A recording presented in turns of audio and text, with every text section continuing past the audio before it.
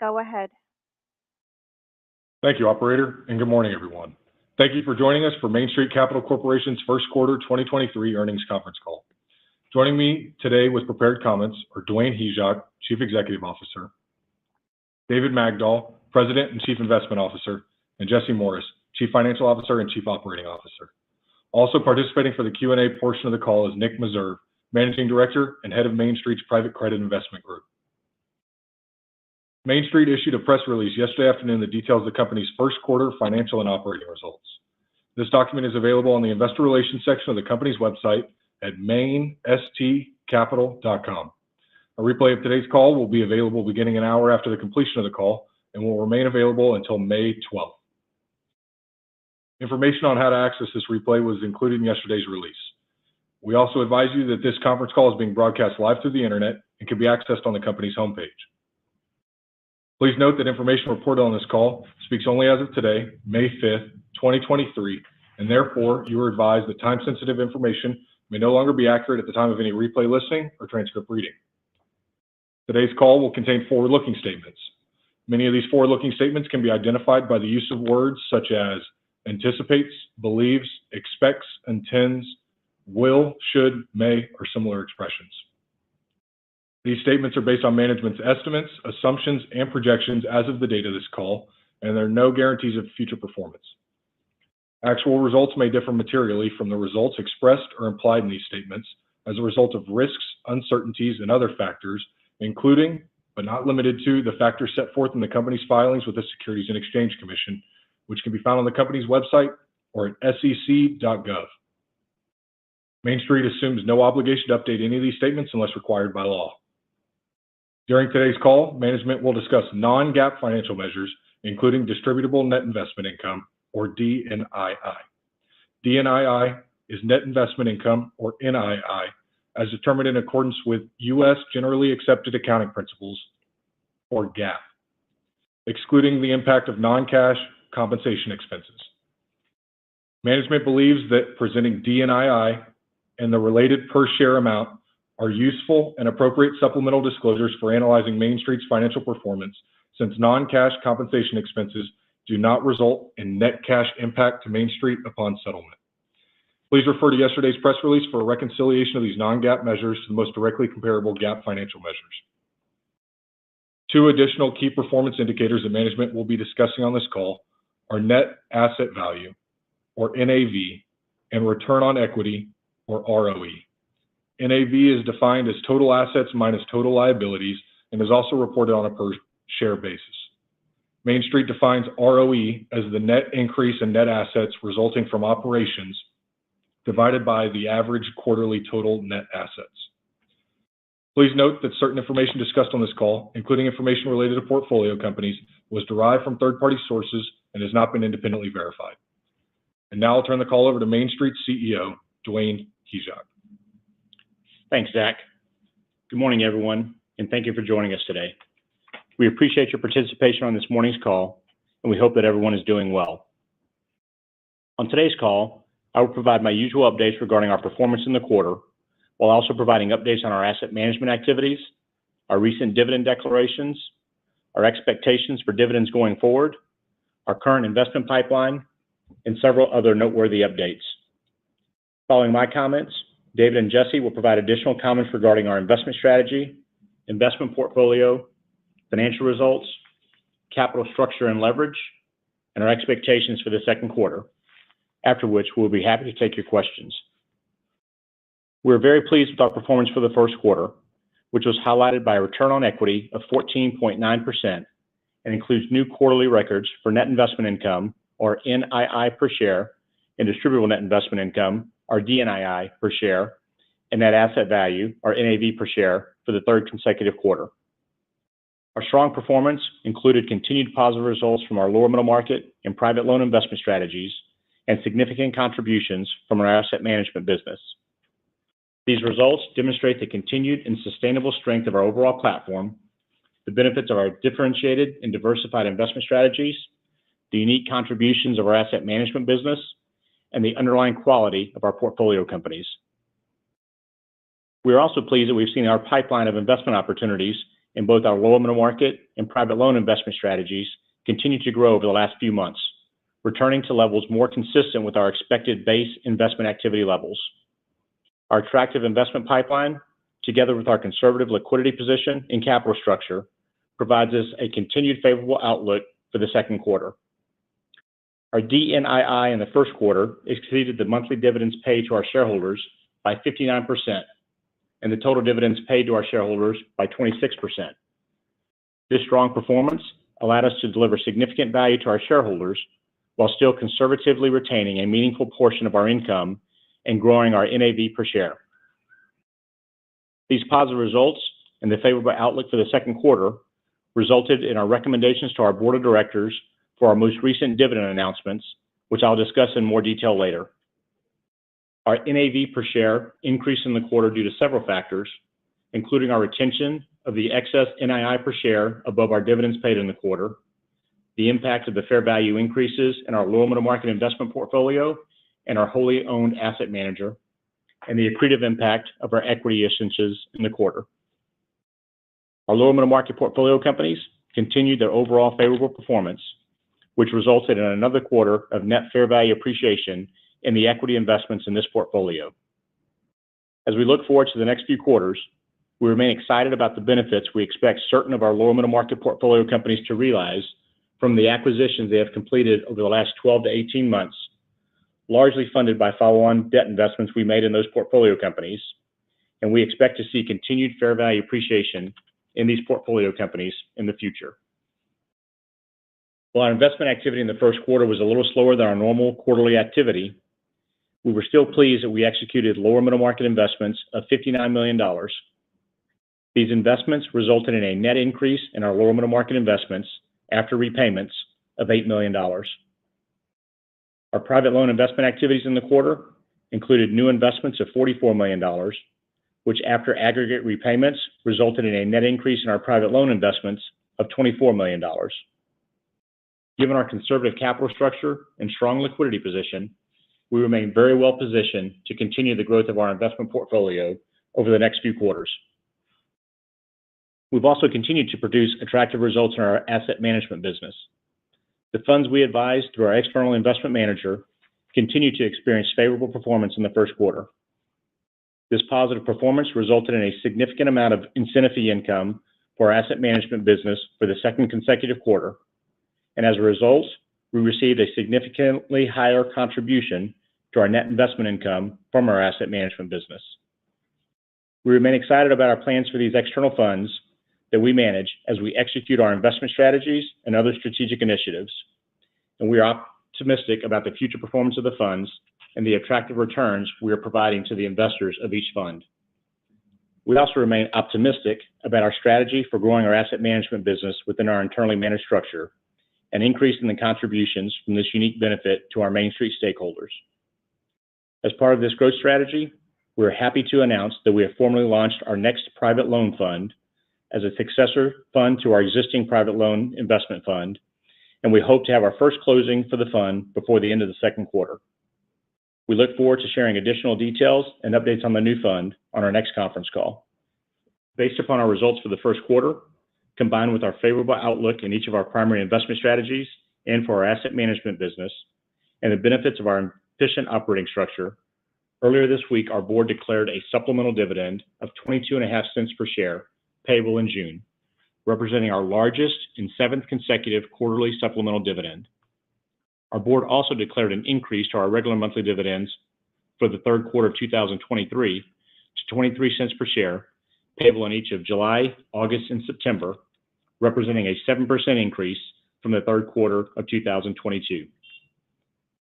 The increased supplemental dividend for June is a result of our strong performance in the first quarter, which resulted in DNII per share that was 39.5 cents, or 59% greater than our regular monthly dividends paid during the quarter. The June 2023 supplemental dividend will result in total supplemental dividends paid during the trailing 12-month period of 60 cents per share, representing an additional 23% paid to our shareholders in excess of our regular monthly dividends and significantly increasing the current yield we are providing to our shareholders. Including our supplemental dividends, Our DNII per share for the first quarter exceeded our total dividends paid by 22 cents per share, or 26%. We are pleased to be able to deliver this significant additional value to our shareholders while also maintaining a significant portion of our excess earnings to support our capital structure and investment portfolio against risks from the current economic uncertainties that may be realized in the future and to further enhance the growth of our NAV per share. We currently expect to recommend that our board continue to declare future supplemental dividends to the extent DNII significantly exceeds regular monthly dividends paid in future quarters, and we maintain a stable to positive NAV. Based upon our expectations for the continued favorable performance in the second quarter, we currently anticipate proposing an additional supplemental dividend payable in the third quarter of 2023. Now, turning to our current investment pipeline. As of today, I would characterize our lower middle market investment pipeline as average. Despite the current broad economic uncertainty, we expect to continue to be active in our lower middle market strategy.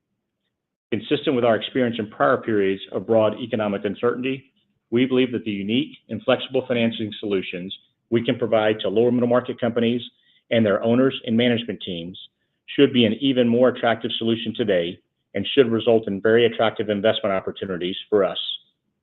We are excited about these new investment opportunities, and we expect our current pipeline will be helpful as we work to maintain our positive momentum from the last few quarters. We also continue to be very pleased with the performance of our private credit team and the significant growth they have provided for our private loan portfolio and our asset management business.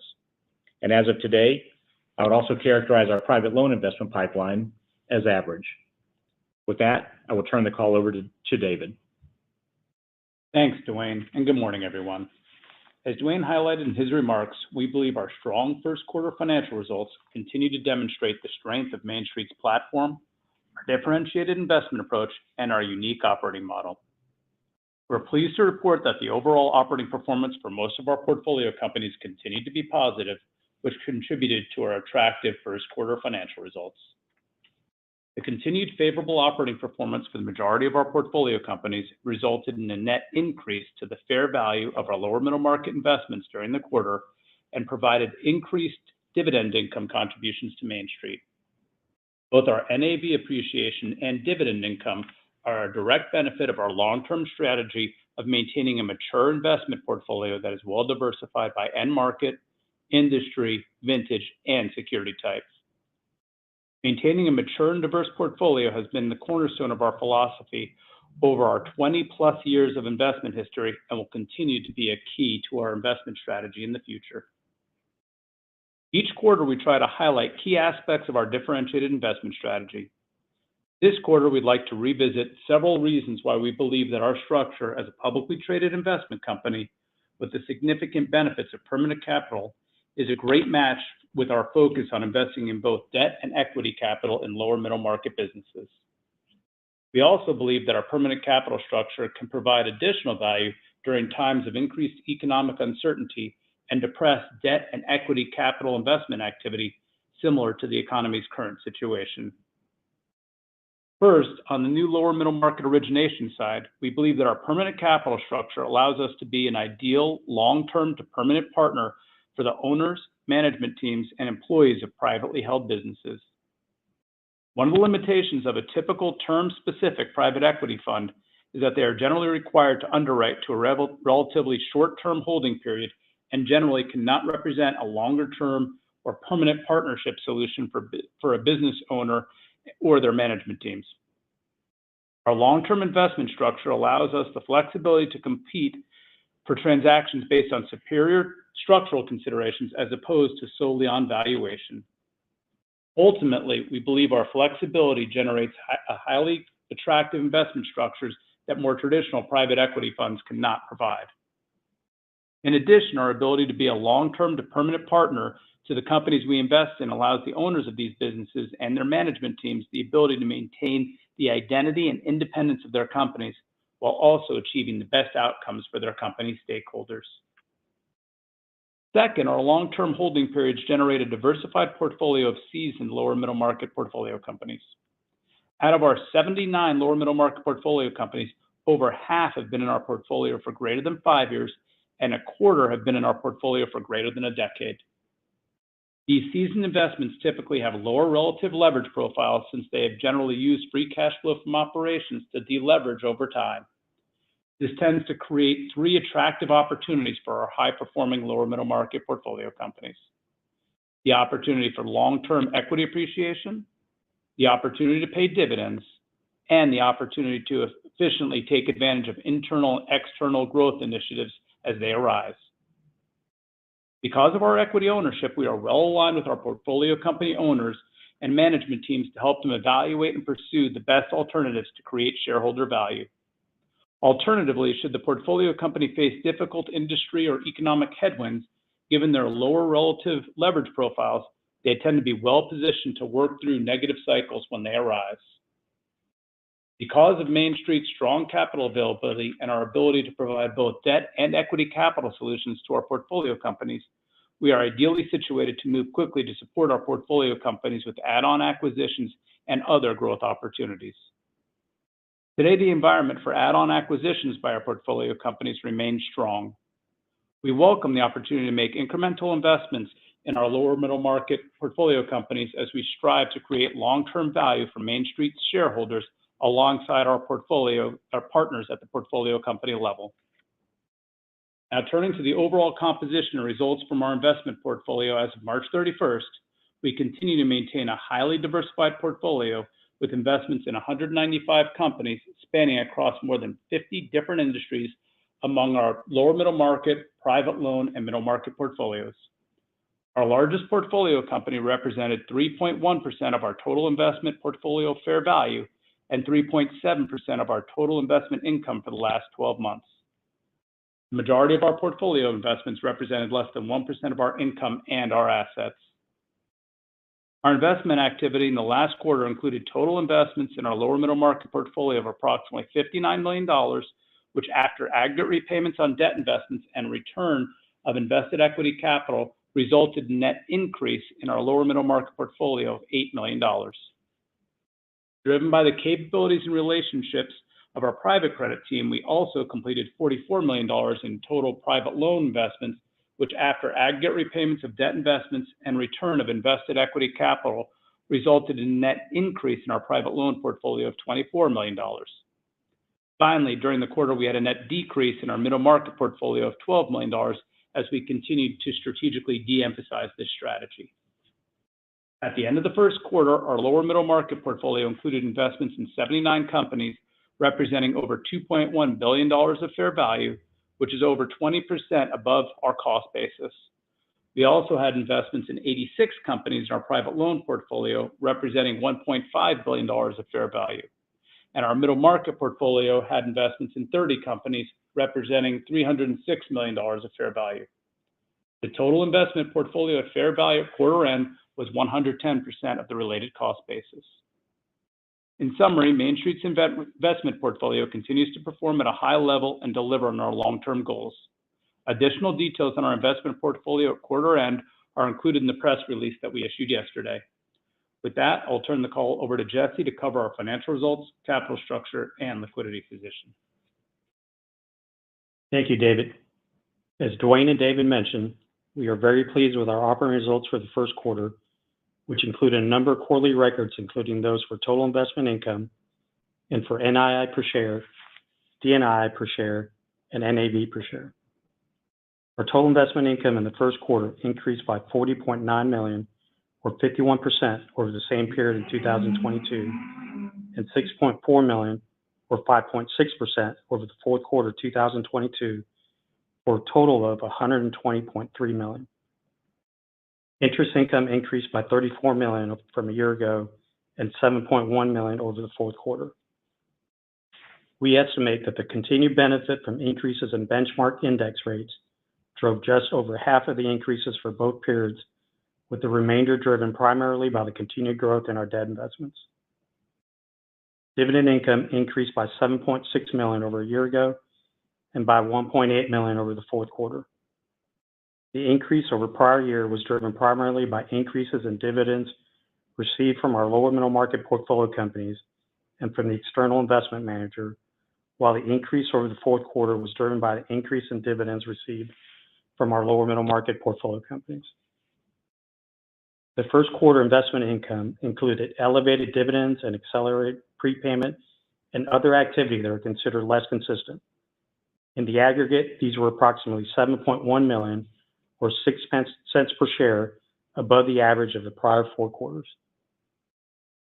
Our operating expenses increased by $12.1 million over the first quarter of 2022, largely driven by increases in interest expense and compensation-related expenses, partially offset by an increase in expenses allocated to the external investment manager. Interest expense increased by $8.3 million over the prior year, driven primarily by an increase in the interest rate on our debt obligations, resulting from the addition of certain debt at higher interest rates and increases in benchmark index rates, combined with an increase in average outstanding borrowings to fund our investment activity and support the growth of our investment portfolio. Cash compensation expenses increased by $3.1 million, driven primarily by increases in incentive compensation accruals as a result of our favorable operating performance and higher levels of headcount to support increased investment activity and assets under management. Non-cash compensation expenses increased by $2 million, including increases in share-based compensation and deferred compensation expenses. As a reminder, deferred compensation expenses will fluctuate based on the change in the fair value of the underlying plan assets. The ratio of our total operating expenses, excluding interest expense, as a percentage of our average total assets was 1.3% for the quarter and 1.4% for the trailing 12-month period, and continues to be amongst the lowest in our industry. Our external investment manager contributed $8.1 million to our net investment income during the quarter, an increase of $3 million when compared to the same period of the prior year, and $1.1 million when compared to the fourth quarter. The manager earned $3.3 million in incentive fees during the quarter, an increase of $3.2 million over a year ago, and $0.8 million over the fourth quarter as a result of the improved performance of the assets under management, and ended the quarter with total assets under management of $1.4 billion. During the quarter, we recorded net fair value appreciation, including net realized losses and net unrealized appreciation on the investment portfolio of $6.7 million. We recorded a net fair value appreciation of $11.0 million in our lower middle market portfolio, driven by the continued performance of our portfolio companies.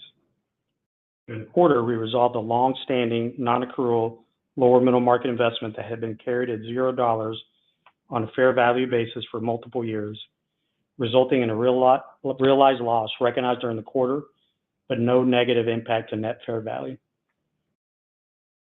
We also recognized $9.7 million of appreciation in the fair value of our external investment manager, driven by increases in peer trading multiples and increased revenues, and a net fair value depreciation of $8.9 million in our middle market portfolio and $6.7 million in our private loan portfolio, driven by a combination of quoted market prices, changes in market spreads, and the underperformance of specific portfolio companies. NAV per share increased by 37 cents, or 1.4%, over the end of the fourth quarter, and by $1.34, or 5.2%, when compared to a year ago, to $27.23 at March 31st, 2023. We ended the first quarter with 13 investments on non-accrual status, comprising approximately 0.6% of the total investment portfolio fair value and approximately 3.2% at cost. As I mentioned earlier, we had one lower middle market investment previously on non-accrual fully realized and added 2 middle market investments to non-accrual during the quarter.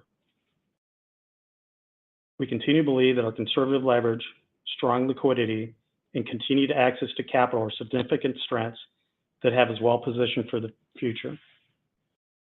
Our regulatory debt to equity leverage, calculated as total debt excluding our SBIC debentures divided by net asset value, was 0.77, and our regulatory asset coverage ratio was 2.3 times at quarter end, and are intentionally slightly more conservative than our target ranges of 0.8 to 0.9 times and 2.1 to 2.25 times, respectively. During the quarter, we were active on the capital front, including the addition of one new lender in our corporate revolving credit facility, increasing the total commitments by $60 million to $980 million, the execution of an additional $50 million in unsecured private placement notes, and the issuance of equity under our ATM program, raising a net $41 million. We ended the quarter with strong liquidity, including cash and availability under our credit facilities of $711 million. We believe this provides us with ample liquidity to continue to be opportunistic and pursue attractive investment opportunities throughout 2023, while continuing to maintain a conservative leverage profile. Coming back to our operating results, return on equity for the first quarter was 14.9% on an annualized basis and 12.8% for the trailing 12-month period, both representing strong results compared to the industry. DNII per share for the quarter was $1.07 per share, an increase of 4 cents or 3.9% over the fourth quarter, and 31 cents or 41% over the same period a year ago. The combined impact of certain investment income and deferred compensation expense considered less consistent or non-recurring nature was 7 cents per share above the average of the last 4 quarters and 9 cents per share above the same quarter a year ago. As Dwayne mentioned, given the strength of our operating results and the outlook for 2023, our board approved an increase to our monthly dividends to 23 cents per share for the third quarter of 2023, and a supplemental dividend of 22.5 cents per share payable in June 2023. Total dividends declared for the second quarter of 2023 were 90 cents per share, representing a 5.9% increase over the total monthly and supplemental dividends paid in the first quarter of 2023, and a 25% increase over the total dividends paid in the second quarter of 2022. Looking forward, given the strength of our underlying portfolio, we expect another strong quarter in the second quarter of 2023, with expected DNII per share of at least 95 cents per share, and with the opportunity to exceed this level, driven by the level of dividend income and portfolio investment activities during the quarter. With that, I will now turn the call back over to the operator so we can take any questions. Thank you. We will now be conducting a question and answer session. If you would like to ask a question, please press star 1 on your telephone keypad. A confirmation tone will indicate your line is in the question queue. You may press star 2 if you would like to remove your question from the queue. For participants using speaker equipment, it may be necessary to pick up your handset before pressing the star keys. First question comes from Robert Dodd with Raymond James. Please go ahead. Hi guys, and congratulations on the quarter. Obviously, a couple of questions on portfolio, lower middle market portfolio company dividends, and then the asset manager. So on the portfolio companies, I mean, you highlighted there was some not unusually low, high income, but I mean, looking at it looks about somewhere between 20 and 21 million from portfolio companies in dividend income. Take out the asset manager, take out like 45. I mean, that's the second highest dividend quarter ever from those portfolio companies, and the highest Q1 by a considerable margin. Can you give us any kind of how much of that, if any, was kind of non-recurring? Or it is obviously it's quite unusual to see such a strong Q1, or is it just the economy's sending a lot of mixed messages right now, so maybe those businesses are just doing better, or is there some unusual lumpiness to that particular dividend income component this quarter? Sure. Thanks, Robert. What I would say is that just like last quarter, we have a certain number of our lower middle market companies that, despite what you hear about the overall economy and the headwinds and concerns, they're continuing to do really well. Jesse highlighted in his comments that we did have some elevated or unusual activity there. There was one lower middle market company that had a large dividend that represented a good chunk, probably 80% of the non-recurring portion of those dividends. So you do have that going through the first quarter. But outside of that, we continue to have good, production or contributions across the low middle market portfolio from a number of different companies contributing to that dividend income for the first quarter. Got it. Thank you. And then You're look at the asset manager, which is obviously doing well. It seems with the base management fees that it received this quarter at 5.5, and MSC I think has never paid more than 5. So is that maybe it hit 5 this quarter? We haven't seen the MSC filings yet. Is that an indication of the growth in the obviously starting up a separate private loan fund as well? The AUM is 1.4, and I think MSC's 1.1. So is that growth there? How much of that is kind of due to the success beyond the MSC advisory relationship and a ramp in your other asset management initiatives?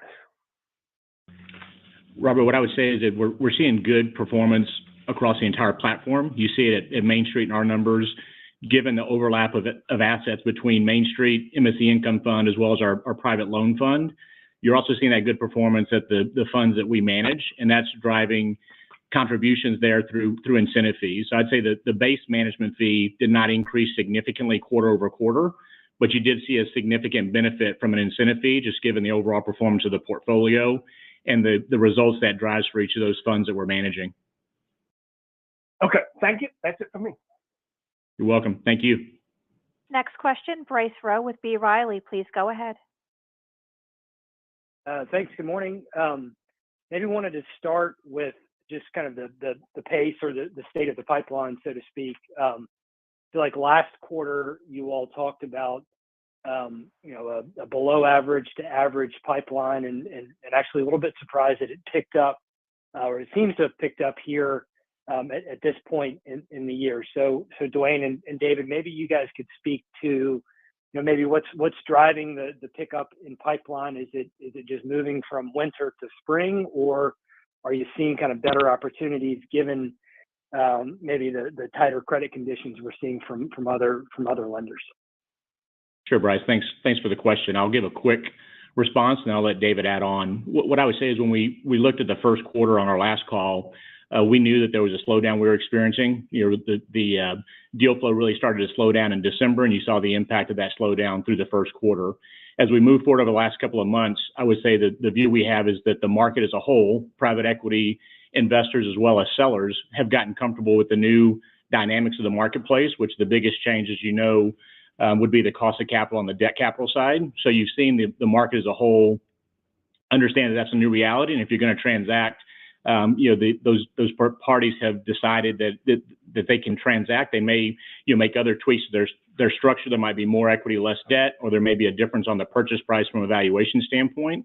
But the market as a whole has concluded that that there is a good opportunity to continue to make investments, and they're transacting again. And I'd say that our improvement in our pipeline, both lower middle market and private loan, is a result of the market as a whole just returning somewhat more to normal. Still not normal where it would have been 6 or 9 months ago, but at least heading in that direction.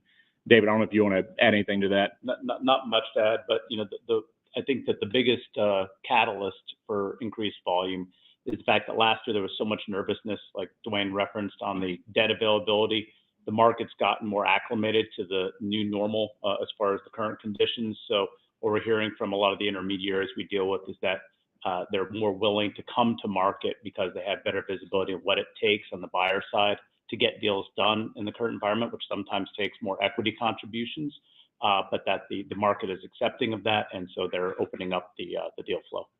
The one additional thing I would add, Bryce, and I think we've said this over the last couple of quarters, but one of the things that gives us comfort, despite the fact that we're investing into an uncertain environment from a debt capital standpoint and just from an overall economic standpoint, is I would say that the quality of the deals that we're seeing that we're executing on, they're very good deals, good sponsors on the private loan side, private credit side, and they're really good, attractive lower middle market deals on the lower middle market side. So despite everything you read about in the newspaper, there are companies that are doing well in the economy, and we're seeing opportunities to invest with those teams and with those private equity sponsors and those opportunities.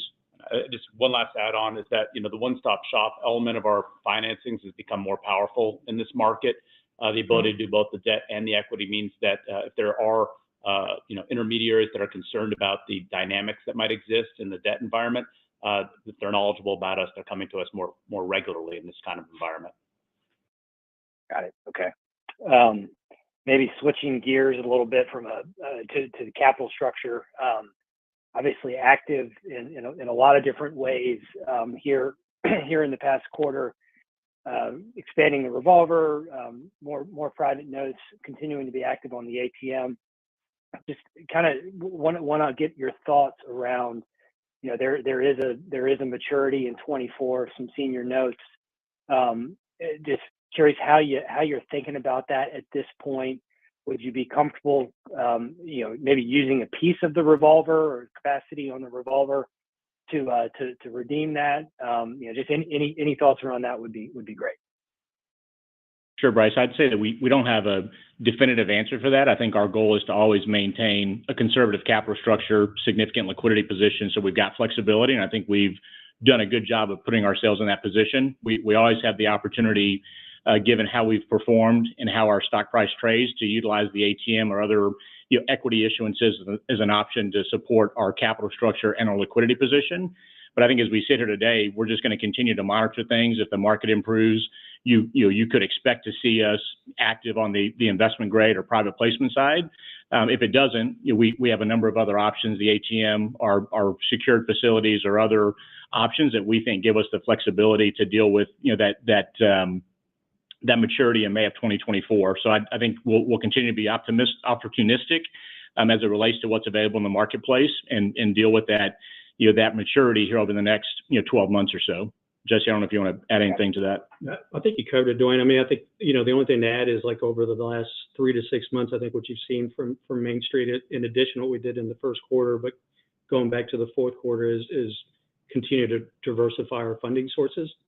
As Dwayne mentioned, on the ATM, something we've historically been active. We did add the SPV in the fourth quarter, and then we did some unsecured private placement notes. So I think it's looking at a combination of different sources as we get closer and closer to May of 24. Got it. Okay. Last one for me. I think there was the press release made note of added headcount. Just kind of curious how you're staffing up. Are you adding some folks to maybe tackle more elements of the lower middle market? Sure, Bryce. I think as you've heard us say in our comments and some of the Q&A here, we expect to be active. We have a large growing portfolio both on the lower middle market side and the private credit side. So to the extent we can add members to the team, we're doing that. So we've had some additions here. We expect to have more over the next couple of quarters, and that's the activity that Jesse was referencing in his comments. Got it. All right. Well, great quarter. Appreciate the time. Thanks, Bryce. Next question, Kenneth Lee with RBC. Please go ahead. Hi, good morning. Thanks for taking my question. Just one following up on the lower middle market pipeline there. Wonder if you could just share your thoughts on, do you see any potential impact from an economic slowdown or broadly across the industry, seeing the slower M&A activity? Wondering what sorts of impacts you could see down the line in terms of that pipeline there. Thanks. Sure, Ken. Thanks for the question. I'll give a quick answer, and then I'll let David add on. Similar to what I said earlier, I'd say that the biggest impact we've seen, both in the lower middle market activity, but also in our private credit business, has been the change in the cost of debt capital over the last 12 months or so. I think, as I said earlier, I think that has been a change that the market has, maybe not gotten comfortable with, but has accepted that that's the new reality. And as a result of that, I think that's the biggest driver that you're seeing in terms of an improvement or recovery, at least in the pipeline and the activity that we're seeing on our side. I do think any investor, including Main Street, is more concerned in this environment when you look at the headwinds and the uncertainty in the overall economy.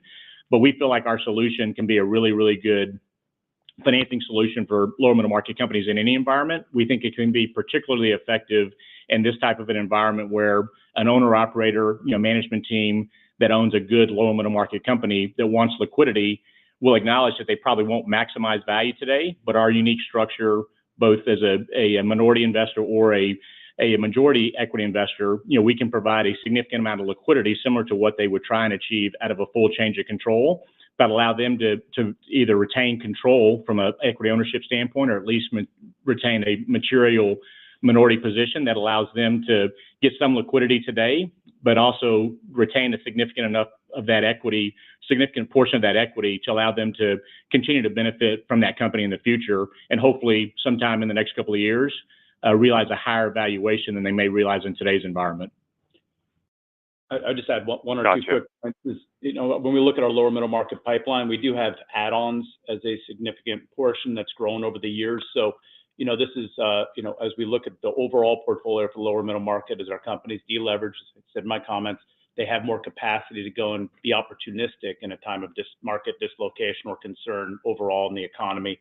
The second thing is, in the lower middle market, as opposed to larger transactions, the same types of transactions like succession planning, partner separations, estate planning take place year after year, and people look to transact. And so, that market is one that, certainly has ups and downs like every market, but we still see the same reasons to transact. So it should be a good environment for us. Gotcha. Very helpful there. One follow-up here. I think in the prepared remarks, you talked about the potential for fair value appreciation within the lower middle market portfolio. And it sounds like it's going to come from potentially follow-ons or acquisitions or add-ons, as you mentioned. Is the thinking there that with further investments, these companies could increase the enterprise values, and therefore there could be some equity appreciation over time, or is there something else that we should be keeping in mind here? Thanks. Sure, Ken. Thanks for that question. What I would say is what we intended with that comment was to reference some of our portfolio companies that have already completed acquisitions. So we're not referencing future acquisitions, but we're referencing acquisitions that they've completed over the last 12 to 18 months. And as those acquisitions get integrated and they realize the synergies, we may be a little more conservative than others in recognizing those synergies up front. We prefer to recognize them after they've been realized or they've been executed on. So we're seeing some really good activity at several of our companies that have completed acquisitions and are now realizing those synergies. And as those synergies flow through their quarterly financial statements, we're seeing natural benefits on the fair value, and we expect to see those same benefits going forward. So that's what we were referencing on that comment. Gotcha. Very helpful there. Thanks again. Thank you. Next question, Mark Hughes with Truist Securities. Please go ahead. Yeah, thank you very much. On the incentive fee income, where you're doing well in the asset management, is that how much of that is driven by your outperformance versus just some favorable market dynamics in the areas that you're in? Mark, I would say we don't have an exact number or breakdown. I would say it's a combination of the two. I think we feel like we're doing a really good job on the existing portfolio company side. So you're seeing benefits there. You can see it in our dividend income that we referenced earlier. But clearly, as interest rates have risen on the floating rate side, just like Main Street sees a benefit through our interest income, you see the same type of benefit across the platform, both at MSC Income Fund as well as our private loan fund. You may even see more there because those funds are heavier weighted towards our private loan strategy, which is much more heavily weighted to a floating rate environment on the investment side, as opposed to Main Street having a larger portion of its debt investments be fixed rate through our lower middle market strategy.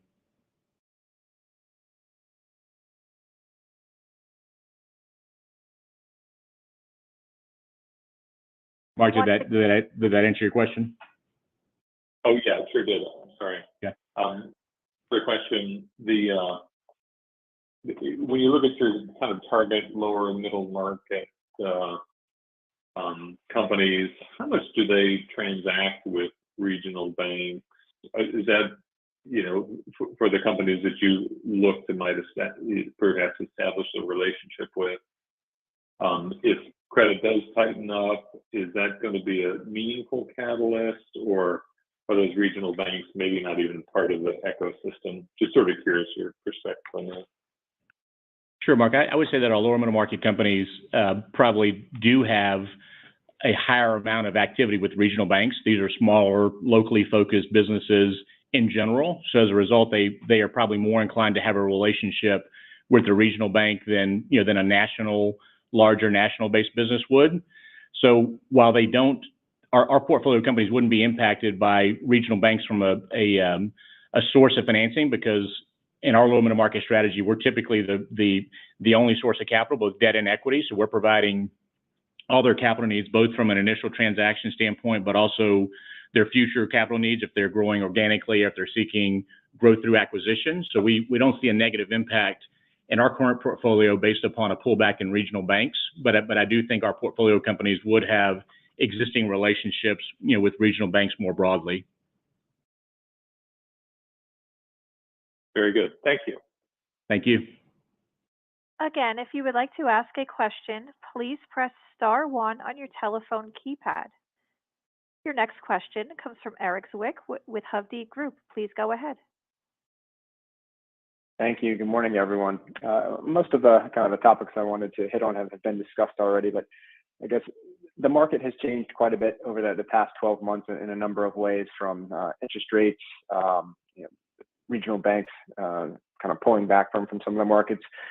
Curious if you could just maybe summarize or highlight how that has impacted the the characteristics of your originations, which have benefited the most in terms of either spreads or covenants, ability to increase interest rate floors, what you would characterize as being the most dramatic changes from a year ago, and maybe most important going forward as well. Sure, Eric. Thanks for the question. I would say in our lower middle market strategy, we haven't really seen much of an impact at all. Most regional banks, at least from our experience, they're not going to be active players in financing M&A type transactions where capital is leaving the business. That's why our solutions in the lower middle market strategy fit the lower middle market so well, because there's not a lot of people that are actively providing debt capital to that marketplace. So because of that, even though you see the regional banks having their headwinds and issues, we're not seeing a significant impact, or really any impact from our perspective on our lower middle market strategy. In our private loan strategy, I would say that what you've seen, and it's more, from my perspective, it's less an impact of the regional banks, and it's more just a broader economic impact and a broader overall capital markets impact, is that you are seeing less capital availability, people that are probably less inclined to invest. And as a result, we've seen the spreads that we're achieving on our new private loan transactions expand. I'd say over the last 12 months, it's probably expanded by 100 basis points. And that's purely based upon availability of debt capital in the marketplace and the perception that people have of the risk of investing in the current environment. So that's what I would say has been the impact on the private loan or private credit side of our business. But I'd say that's not directly attributable to the regional banks. It's just more broadly attributable to the activities by the Fed, headwinds in the economy and concerns about inflation and other broader economic concerns. Nick, I don't know if you'd add anything on the private credit side. Yeah, I would add also that spreads have widened out. We've also gotten better terms across the board. And so whether that's slightly tighter covenants, less advance rates, lower LTV to start, lower leverage to start. Across the board, documentation is better right now than it was 12 months ago. So across the board, the overall terms have drifted more towards the lender than the borrower. That's all very helpful. Thank you very much. Thank you, Eric. This concludes our question and answer segment. I would like to turn the floor over to management for closing remarks. Thank you again, everyone, for joining us this morning. We'll look forward to talking to everyone again in early August. This concludes today's teleconference. You may disconnect your lines at this time, and thank you for your participation.